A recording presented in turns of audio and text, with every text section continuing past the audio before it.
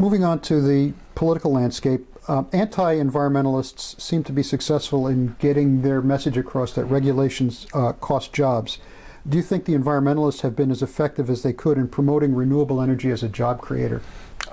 No, I mean, we try, but I think too many people get caught in the weeds of, talking about the science and the policies behind renewable energy versus the jobs it creates. In the state of New Jersey, clean energy has created 25,000 jobs, 5,000 jobs in solar alone. New Jersey is in the top 10 in research and development for renewable energy. We're in the top 10 in venture capital, and we're in the top 10 in jobs. And when Governor Christie stole that $400 million from us ratepayers to balance his budget, that cost the state of New Jersey thousands of more jobs. And yes, clean energy really should be considered a jobs program, and I don't think we do enough to explain that. And that's true with a lot of other regulations that actually help businesses stay in New Jersey versus when we help put solar on the roof of a factory, or when we help them with money for energy efficiency, it actually encourages businesses to stay in New Jersey. It doesn't, it does the opposite because it helps save them money on electricity. It helps them have, it helps them when they go greener, they actually get more green in their pockets.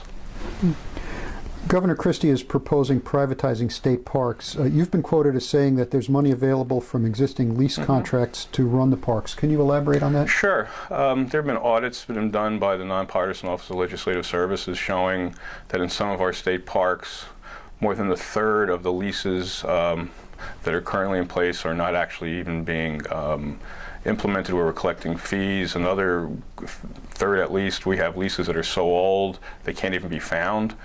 For instance, we have power lines cutting through public lands where the utilities are paying about $1 an acre for that land per year, when that land and leases at a market rate are 1,000 times that.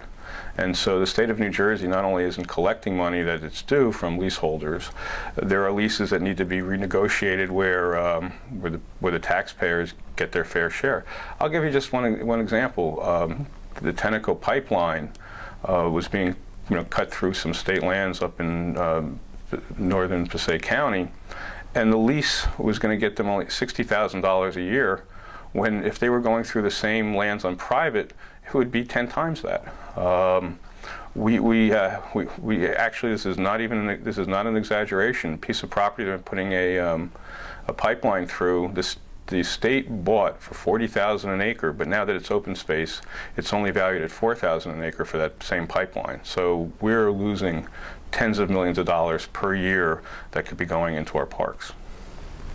And I just wanted to finish to say that.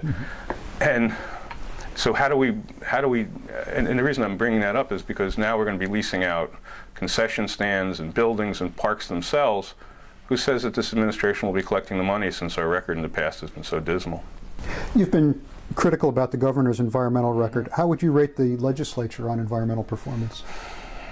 Mixed. There are some very good legislators who have really done some, done some good things. We've seen important fertilizer bill passed. We've seen some important bills on environmental protection. But at the same time, we've also seen some Democrats in the legislature pushing bills, and some of them have passed, to actually implement the Christie agenda.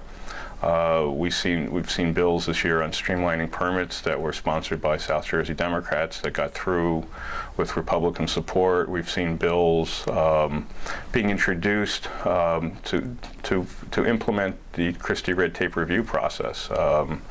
Assemblyman Bertuccelli has a bill in to say New Jersey shouldn't have any standards that are stricter than the feds. Governor Christie signed an executive order to do that. So, for the most part, there have been some very good people who've worked to pass important bills on clean air and clean energy, but we also have some really bad bills out there. And right now there's a bill being pushed by Assemblyman Contillo to basically delay our water quality management planning rules. Another important bill he has in there that would say if you've got a local approval for development, you can then go out and rezone the property at the planning board. The Permit Extension Act, time of decision. What we see in the New Jersey legislature is the power of the builders and a lot of the special interests in pushing through some really bad laws.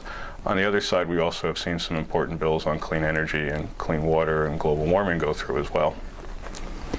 Given Christie's environmental record, does the Sierra Club have any regrets in hindsight for their endorsement of a third-party candidate in the last gubernatorial race, which may have been a factor in Christie's election? No, not on that part. I think the regret is that we should have been involved in doing a primary challenge against Governor Corzine. John Corzine, when it came to the environment, was a corporate Democrat. He privatized cleanup of toxic sites, meaning allowing consultants that work for polluters to oversee and certify the cleanup of those sites instead of professionals at DEP, which we think is a disaster waiting to happen. He tried to close 9 state parks. He cut the DEP budget by a third, getting rid of almost a third of its personnel. Enforcement dropped under Governor Corzine for polluters and violations, and a whole real long list of things on the environment. And I think in hindsight, what we should have been doing in 2008 is working with other progressive groups and labor to get another candidate because John Corzine was damaged. I don't think could have won no matter who was on the ballot, whether it was a third party or not a third party, because I think he turned off his base. When you have a Democratic governor who wants to sell our vital infrastructure paid for by taxpayers to Wall Street and hedge funds, as he tried to do with our road system, I think he's not really a Democrat when it comes to a lot of environmental and economic issues, even though he may have been liberal on some social issues. And I think the mistake was that we should have all gotten together to have a primary challenge. Okay. Jeff Tittel, thank you very much. Sure.